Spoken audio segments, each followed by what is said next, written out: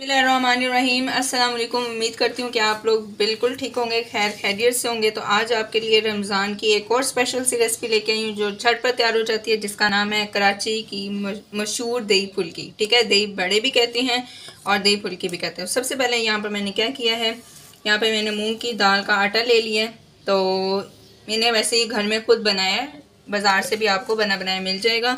ठीक है, मैंने मूंग की दाल ली थी और उसको ग्राइंड कर लिया और ये देख लें कितना बारीक आटा है। ठीक है, इस तरीके से होना चाहिए। और अगर आप बाज़ार से लेके आते हैं तो इसको क्या कर लेना है, आपने छान लेना है ताकि जो मोटा मोटा आटा है ना उसको साइड पे कर देना है। बिल्कुल बारीक पीसा हुआ आटा आपने ले लेना है इस तरीके से। तकरीबन जो है ना ये 1 कप है मूंग की दाल का आटा। अब हम इसमें क्या करेंगे, थोड़ा थोड़ा पानी कर कर इसको जो है वो मिक्स करेंगे। एकदम से आपने पानी नहीं डालना, इसमें एहतियात बहुत ज़्यादा ज़रूरी है। ठीक है, थोड़ा थोड़ा पानी आपने डालना है और इसको मिक्स करना है। इसको अच्छे तरीके से जो है वो आप मिक्स कर लेंगे। बर्तन जो है वो बड़ा है और मूंग की दाल का आटा जो है वो कम है, लेकिन ये जो है ना इसको हमने अच्छे तरीके से मिक्स करना था, इस वजह से मैंने बर्तन थोड़ा बड़ा ले लिया था। ये देखें, जैसे जैसे आप इसको मिक्स करेंगे ना ये फूलना शुरू हो जाएगा। तो तकरीबन 4 से 5 मिनट तक जो है वो आपने इसको अच्छे तरीके से मिक्स करना है। बहुत ही मज़े की तैयार हो जाती हैं ये दही फुल्कियाँ। अच्छा जी, तो ये 2 तरह के बनते हैं, एक मीठे दही फुल्की और एक नमकीन। ठीक है, तो मैं नमकीन बना रही हूँ इसलिए मैं मसाले यहाँ पे शामिल कर रही हूँ। अगर आपने मीठे बनाने हैं तो आपने इसमें कोई चीज़ शामिल नहीं करनी। सबसे पहले इसमें हम जो है वो डालेंगे 1 चुटकी पिसा हुआ गरम मसाला, बस 1 चुटकी। थोड़ी थोड़ी सी चीज़ें डालनी है, ज़्यादा नहीं डालनी आपने।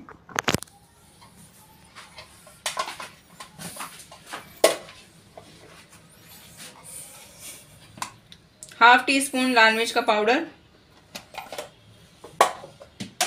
ये बहुत ही मज़ेदार बनते हैं। ठीक है, आपने इसको ज़रूर ट्राई करना है।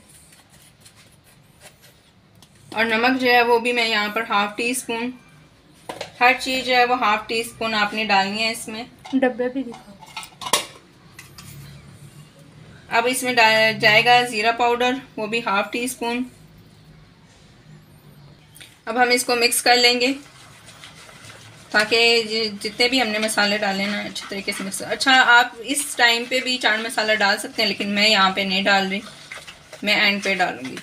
इसको अच्छे तरीके से जो है आपने मिक्स कर लेना है। सूखा धनिया शामिल कर दिया है और आप इसको देखें, इसकी फ्लफ़ी जो है ना वो कितना ज़्यादा ही है।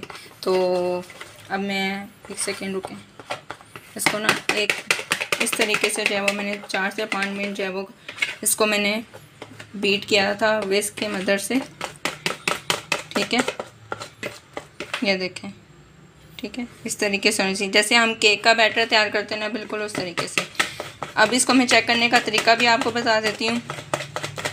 यहाँ पर मैंने एक जो है वो बाउल में छोटे वाले में पानी ले लिया है और यहाँ पर मैं इसका ना 1 ड्रॉप फेंकूँगी पानी में। ठीक है, तो अगर तो वो फ्लोट करेगा तो इसका मतलब है कि आपका बैटर जो है ना वो बिल्कुल रेडी है। अगर वो नीचे बैठ जाएगा पानी में तो इसका मतलब है कि आपने उसको क्या करना है और बीट करना है। तो चलिए अब हम एक एक्सपेरिमेंट करने लगे हैं, तो देखते हैं क्या हमारा बैटर तैयार है या नहीं।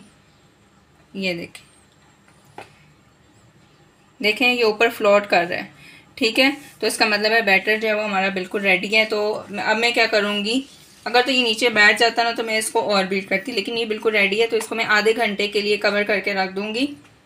इस बैटर को जो है वो देखें आधा घंटा रख दिया था। अब मैंने ना इसमें ½ टी स्पून बेकिंग सोडा डालेंगे। ठीक है, ½ टी स्पून ही डालना है आपने, ज़्यादा नहीं डालना। ठीक है, अब हमने इसको क्या कर लेना है, मिक्स कर लेना है अच्छे तरीके से।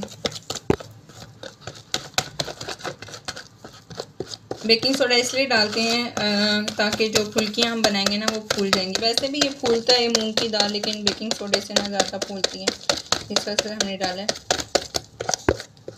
अच्छा जी, तो अब हम फुल्कियों को जो है ना वो फ्राई कर लेते हैं। आप चाहें तो चम्मच की मदद से भी कर सकते हैं। देखिए इस तरीके से जो है ना चम्मच की मदद से आपने फुल्कियाँ तैयार कर लेनी है।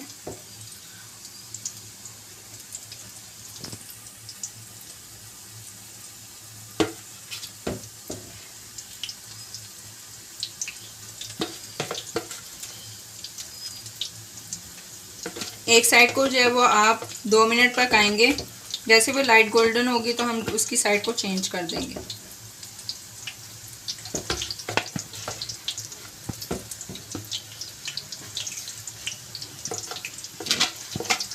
ये वो वाली वीडियो ना करना, ये वाली करना। अच्छा जी, ये देखिए इसकी एक साइड पक गई है, तो अब हम इसकी दूसरी साइड कर देंगे। दूसरी साइड को भी जो है ना आपने तकरीबन 2 मिनट पकाना है।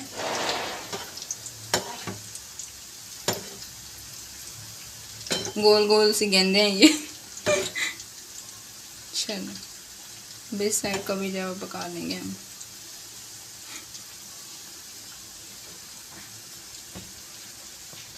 फुल्कियाँ जो है वो इस तरीके से आपने क्या करना है, सारी फुल्कियों को तैयार कर लेना है। इस पे जो है वो कलर आ गया। अब हम इसको निकाल लेंगे।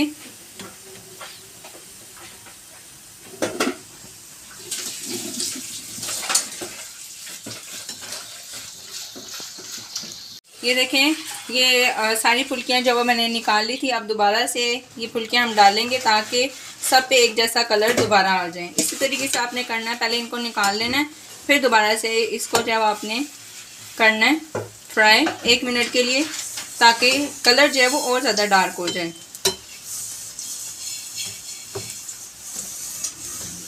कलर डार्क होने से आपने बिल्कुल परेशान नहीं होना, क्योंकि जब हम पानी में इसको डिप करते हैं तो इसका कलर खुद ब खुद लाइट हो जाता है।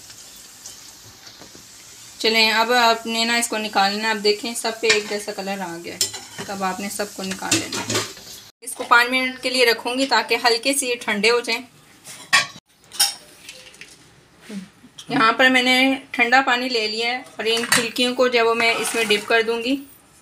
ठीक है, इसको हाथ की मदद से जो है इसके अंदर डिप कर देंगे और इसको कवर करके मैं तकरीबन घंटे के लिए रख दूँगी, ताकि ये अच्छी तरीके से पानी इनमें सोक हो जाए और ये फूल जाए। अच्छा जी, अब बाउल में जो है वो मैंने फुल्कियाँ शामिल कर दी हैं। देखें अभी भी कितनी ये सॉफ्ट है। ठीक है, अब मैं एक आपको ना तोड़ के भी दिखा देती हूँ। तो ये देखें, अब मैं इसको तोड़ने लगी। ये देखें कितनी ज़्यादा स्पंजी हैं। ठीक है, तो आपने घर में तैयार करें। बाहर से आप खाते हैं तो वो इतनी मज़े की भी नहीं होती है, ना ही हमें पता होता है कि वो किस ऑयल में फ्राई हुई हैं, किस में नहीं हुई हैं। तो ये देखें इसकी सॉफ्टनेस मतलब बहुत ही ज़्यादा है। तो आप इसको घर में ट्राई करें और मुझे बताना है आपने कि आपको कैसी जो है ना आपकी बनी है। तो बिस्मिल्लाहिर्रहमानिर्रहीम। आप ये देखें, इसका आप थिकनेस देख लें दही की।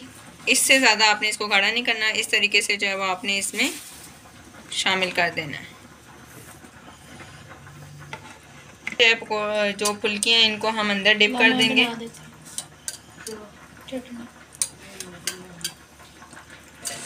फुल्कियों को जो है वो हम इस तरीके से अंदर डिप कर देंगे। ठीक है, उसके बाद इसमें मैंने कुछ भी शामिल नहीं किया है। ठीक है, क्योंकि मैंने जो फुल्कियाँ थी ना उसमें सब चीज़ें शामिल की हैं। अगर आप चाहेंगे दही में तो सिर्फ आप नमक शामिल कर लें। मैंने नमक भी यहाँ पे शामिल नहीं किया है। ठीक है, तो जब आप सर्व करेंगे तब भी नमक शामिल कर सकते हैं और इस स्टेज पे भी शामिल कर सकते हैं।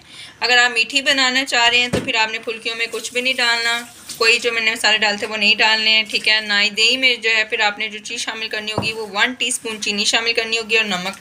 ठीक है, उसको फेंट के अच्छे तरीके से आपने तैयार कर लेना है। अब इस तरीके से जो है ना ऊपर से मैं चाट मसाला जो है इसके ऊपर डाल रही हूँ।